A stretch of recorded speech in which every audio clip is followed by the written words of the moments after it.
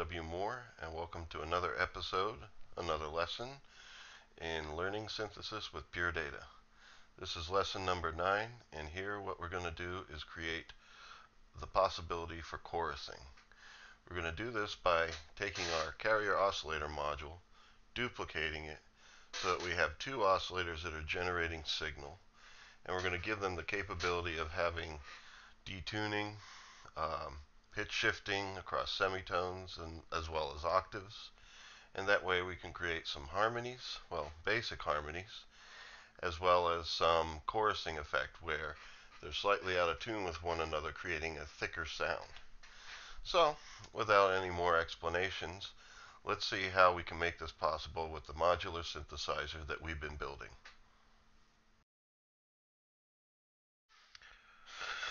Okay, so I'm starting here at my home page as usual. This is lwmmusic.com, and from here you go to the learning page and wait for it to load. Doing some things on the network right now, so it's a little slow. But anyway, when you get to the learning page, under Learning Synthesis with Pure Data, we have the videos and the way they're laid out. There's a title, video, and then below, this is a link to a zip file that contains all the patches we're working with. I'm recording lesson 9 right now, so when I'm finished, you will see lesson 9 up at the top. And if you're seeing this video later, just scroll down and look for lesson 9. Okay, so let us get to it. So here, when you download the zip file package, let me zoom in, this is what it will look like inside the folder called lesson 9. You're going to have these PD files, and the file modules is the one you open to see the modules that we're making. And here it is. And it looks like this. We have really still only 1, 2, 3, 4 different modules: the MIDI input, the carrier oscillator, the ADSR envelope, and the output. But the carrier oscillators and the ADSRs are doubled. In other words, the same patch file is loaded twice.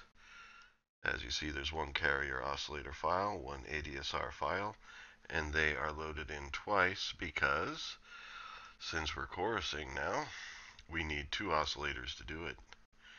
And then each one gets their own ADSR afterwards.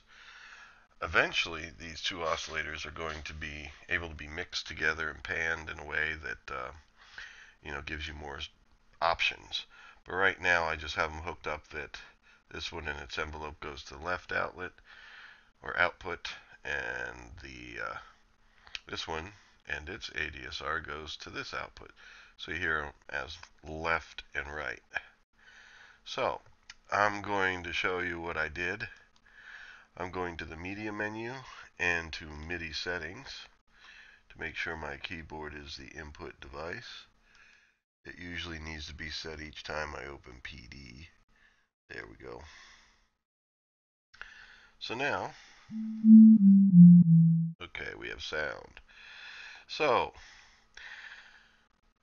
there have been changes to the carrier oscillator. If you haven't seen the previous videos, you should probably see them. And I'm going to show you what the changes are, but let me show you what the purpose is. By having 2 oscillators like this, I can now, giving these new controls I put in, I can now change the octave or semitone relationships between them, or the sense. Octave and semitone allows you to create basic harmonies, 2-note harmonies. Sometimes, for example, here this one's on a sine wave, so if we play low, it's down there. Now if I put this on a sawtooth, sounds like that. It's a little weird, one coming out the left, one coming out the right, but eventually when we have the mixer in, you'll be able to mix them together however you want. If I put this one up an octave,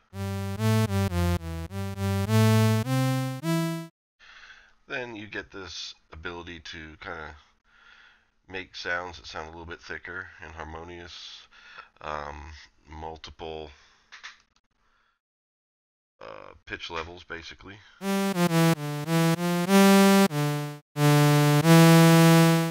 So it gives you more sound possibilities.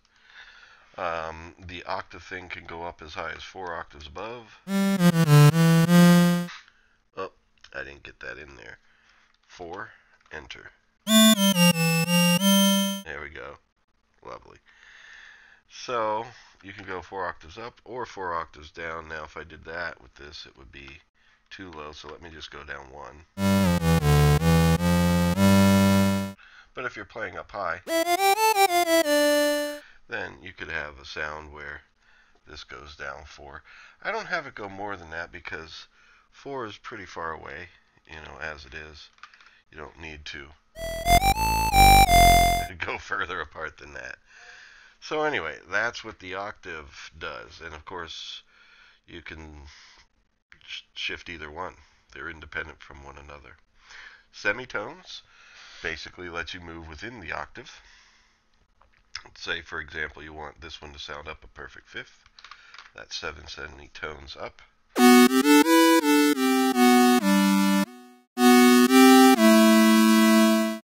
There we go. Maybe like a major third.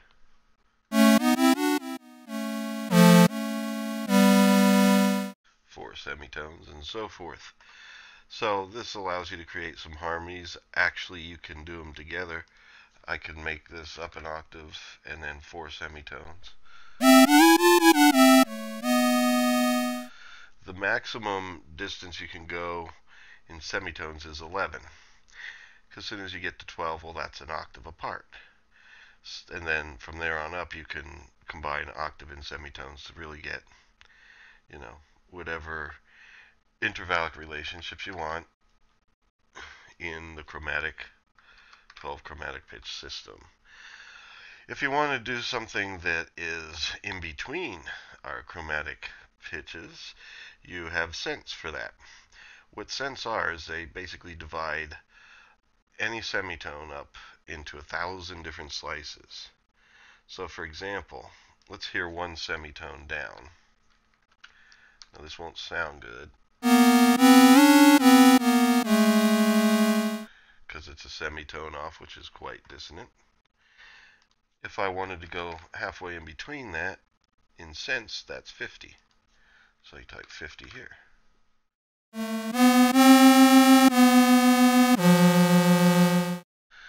Now if you want like a quarter tone down, or actually up, since I didn't put in a negative sign,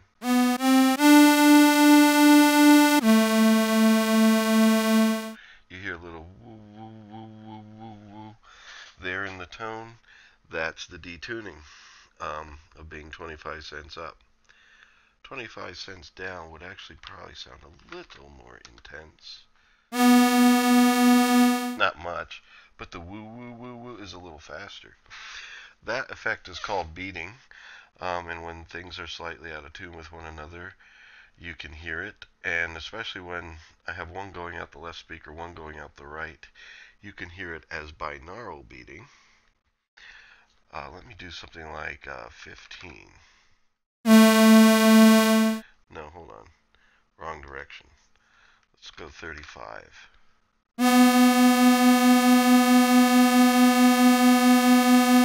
There you hear them going 1, 2, 3, 4, 1, 2, 3, 4, 1, 2, 3, 4. Like about 4 beats per second. Using cents, it's hard to, determine what that'll be because it'll be different for each pitch you play. As you go down further like this, the beating is much faster. If you go higher,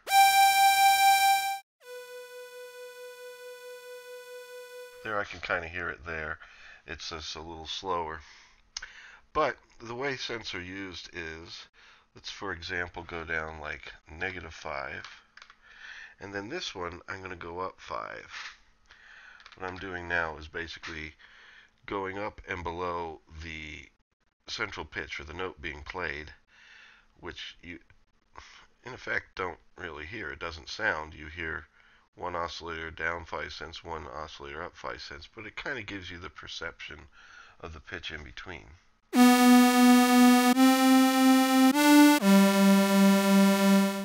And what it does is it kind of, you get the sense of the note.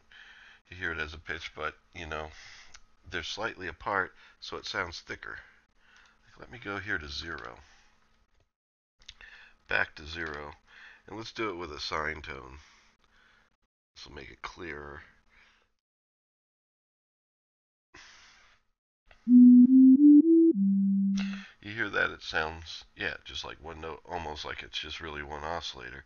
And in fact, it really is, because they're creating the same frequency with the same wave shape, in phase with one another too. If I moved phase, then we'd hear maybe some slight cancellation and stuff happening. But if I do this again, where I go down, maybe this time 2 cents, and up 2 cents here,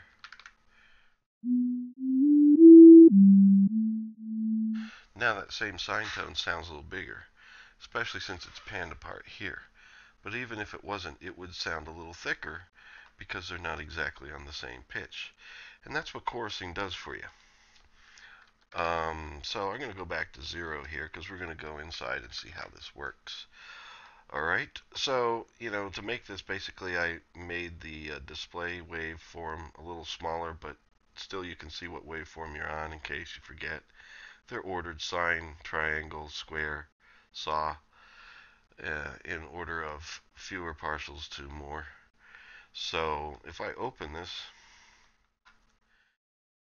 what we have on the inside, here this is where the oscillators are.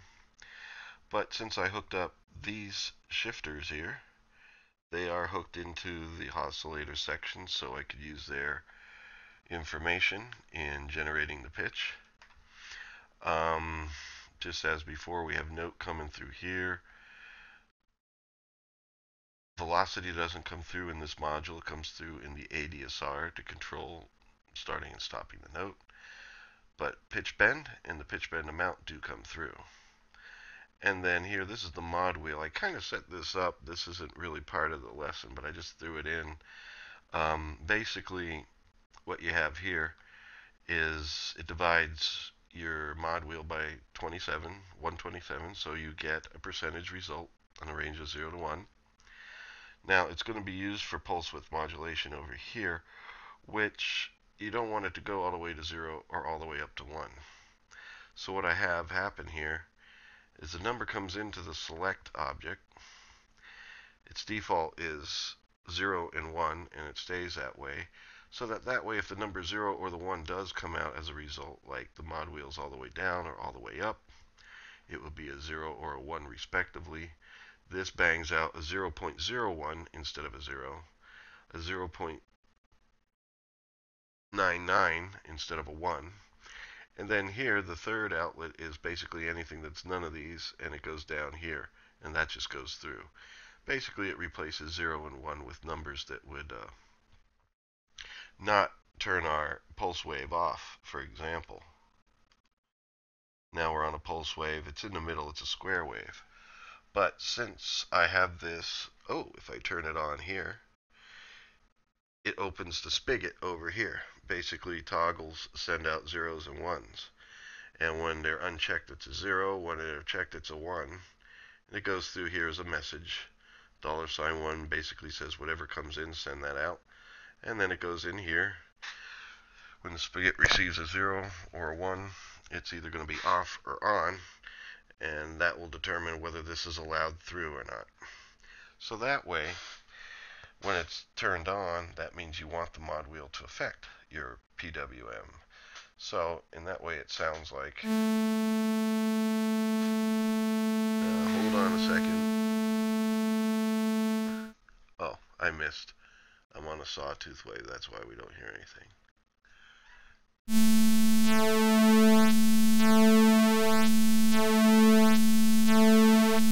So you get that effect, you know, if you want to have it. Turn this off and then it won't affect it, and you can just set it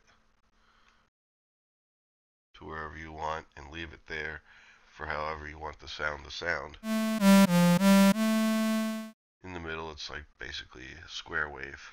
I might be a little off if I'm not exactly on 0.5, but close enough. So anyway, here's the module where the oscillators are. And as you remember, it has all these inlets at the top to take things in to do the work. The far left one is the waveform selector, which basically bangs out ones and zeros. When any of the waveforms are selected, they receive a 1 to the appropriate oscillator, and the other oscillators get zeros. So they're turned off, and the one that you want selected is turned on. That's all done here, and it comes out here just fine. So that is how it's been set up, and nothing's changed there. What's changed is here we have a module that was set up, or a subpatch that was set up so that pitch bend information could come in. And basically your bend amount and your pitch bend wheel come in, and it basically determines what the pitch is going to be as you're using it. And in addition to that, now we have, in addition to note, which came in before, we have octave, semitone, and sense. So those three come in here. Now this is what the frequency is that's sent to the oscillators. In other words, what pitch gets played. So let's open this up and see what's happened.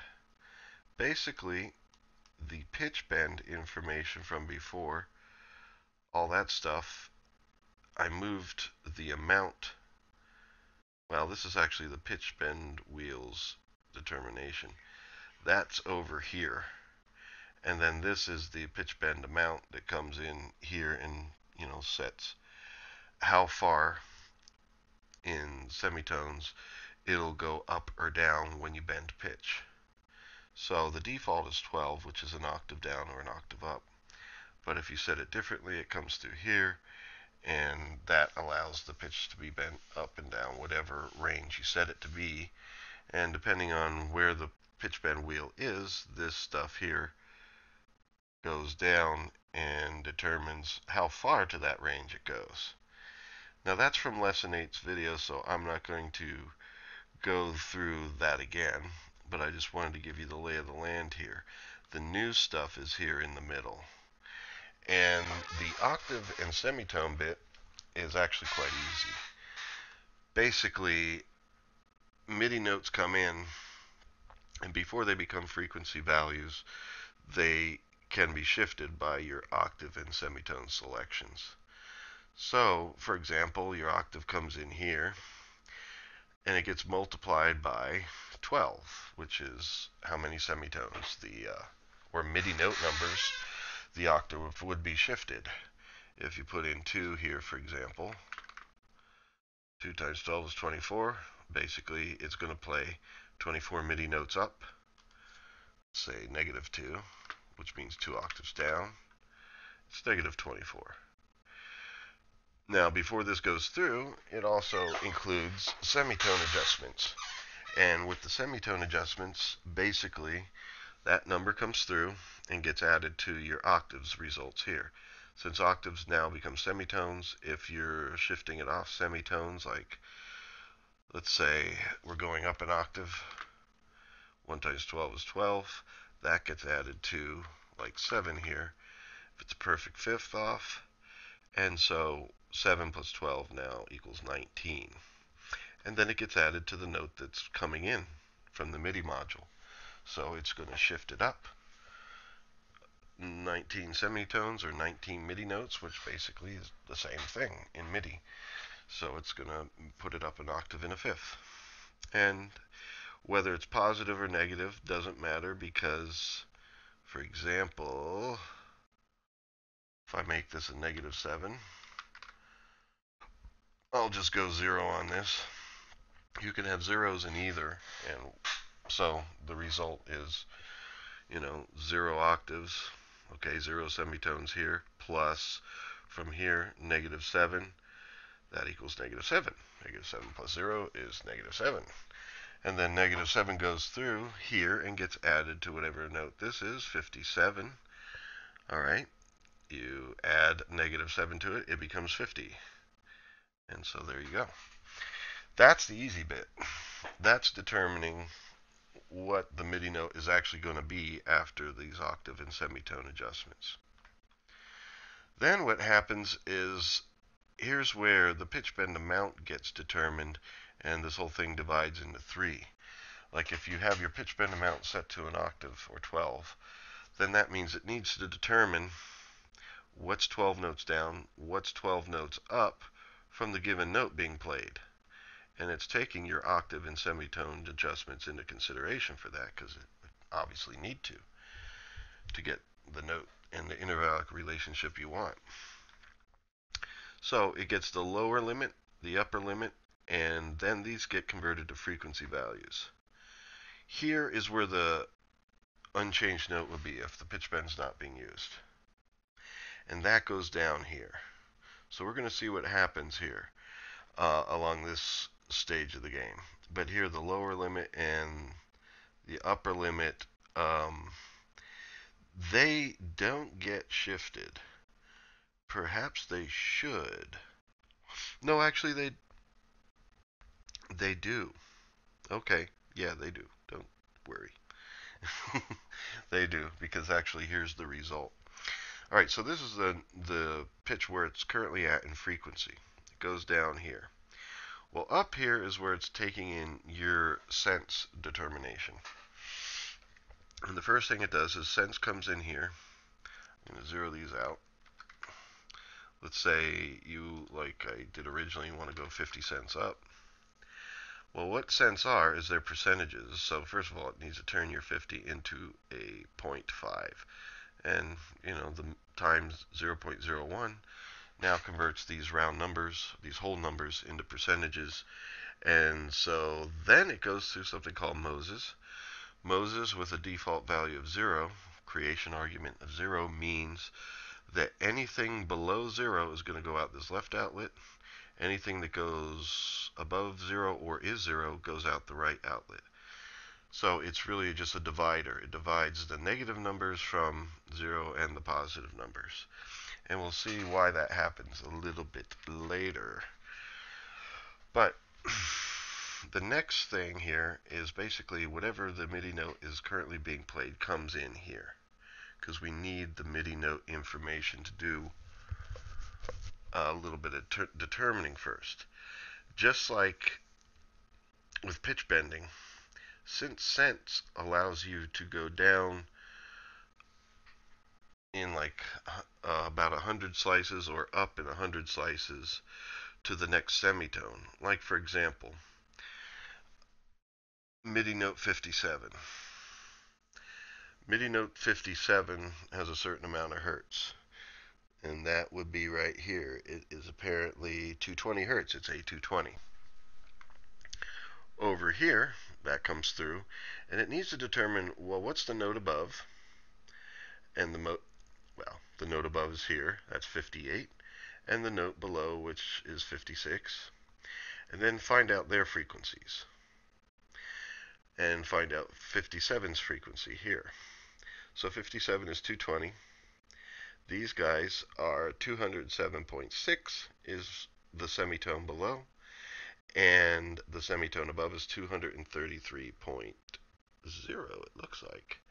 So yeah, that's the hertz of the frequency of the semitone above and the semitone below.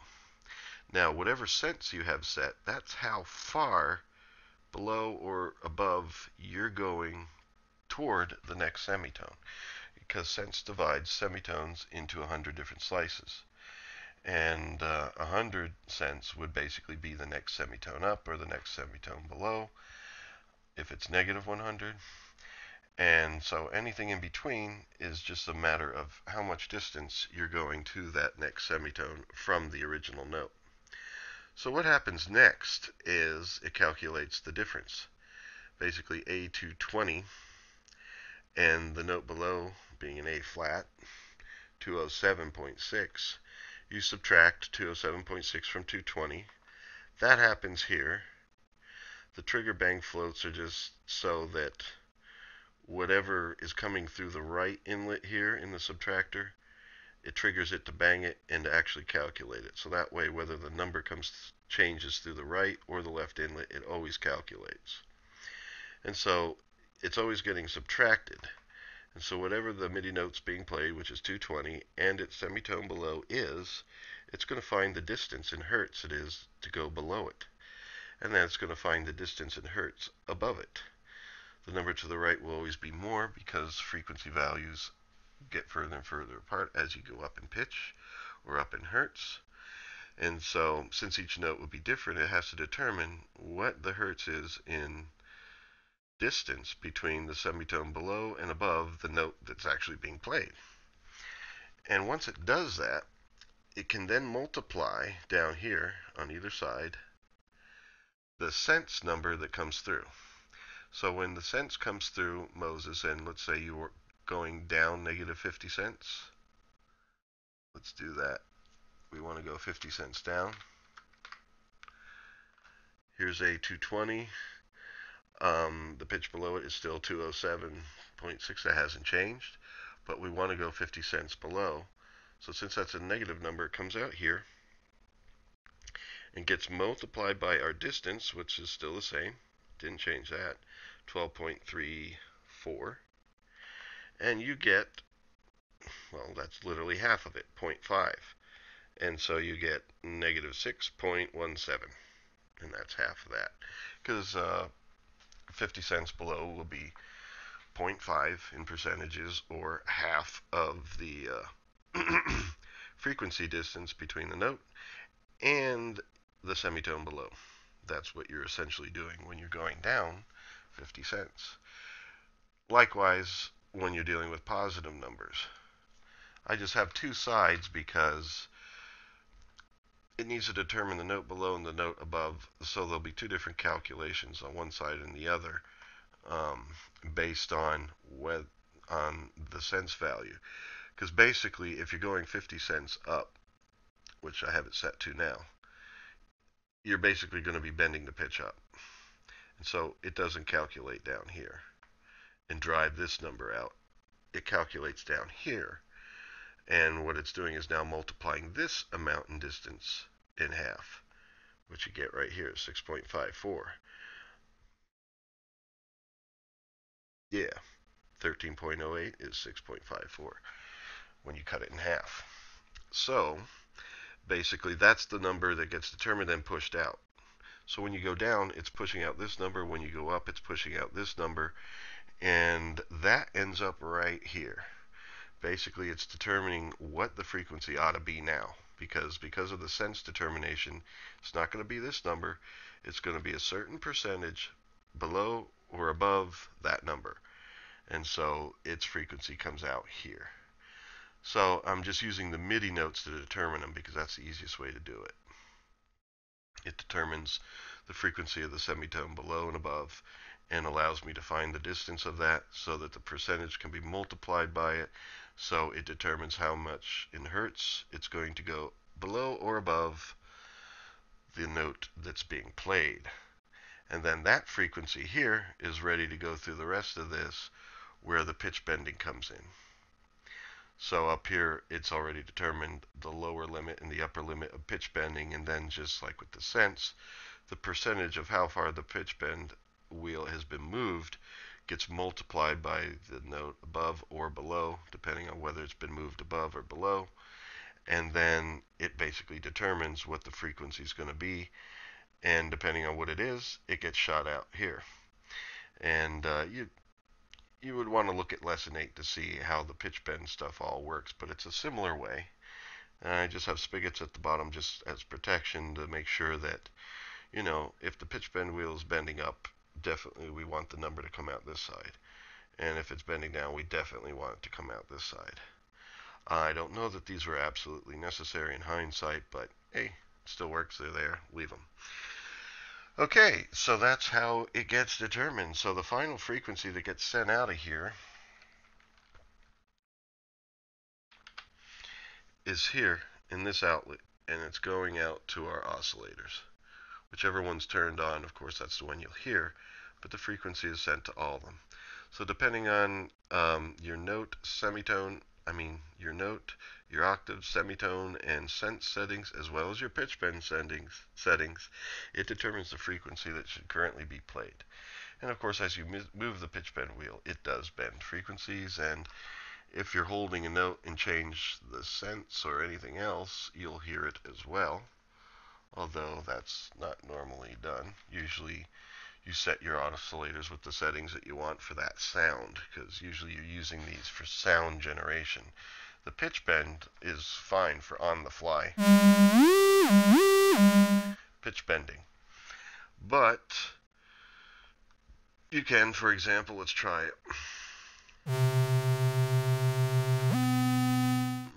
Yeah, there we go.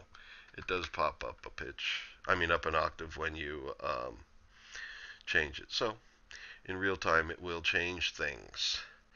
So that's how she works, baby.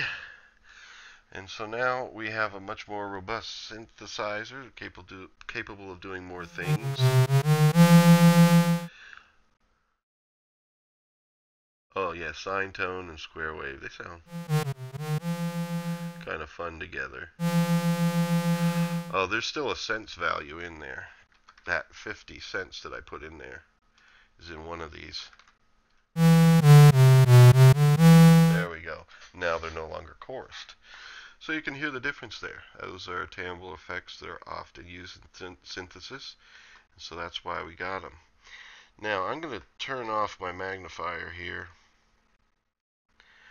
This modular setup is going to continue to be built.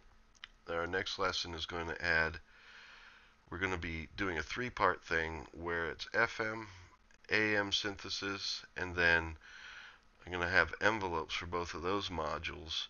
So that way you can employ FM and AM synthesis, as well as if you just want to use like some low frequency changes like vibrato or some tremolo, you can use the FM and AM oscillators to do that as well as employ them for FM or AM synthesis. But basically you'll have a three-part series coming on FM AM synthesis, both, as well as making their ADSRs for them, so that way basically you could use them as sound design tools, and you can also shape them so that way they're more useful. You'll see that when basically we do it. FM synthesis isn't as effective if you don't have changes over time. Okay, so I hope to see you in the next lesson. And now we're going to have some words of wisdom from Crafty. But please do come to the YouTube channel, LWM Music, and give a like to the video or subscribe to the channel, or both, because I'd like to keep these videos coming, and the more that they get up in the rankings in YouTube and get displayed for people that are searching for pure data or synthesis videos, the more these get known and the more useful they are for people.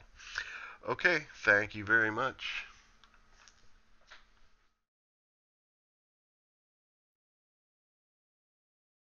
Okay, here's some words of wisdom from Crafty as usual. Just want to make sure I get this right. Okay, let's see how this works, Crafty. Crafty tells you that if you don't like fish, you probably won't like them scrambled.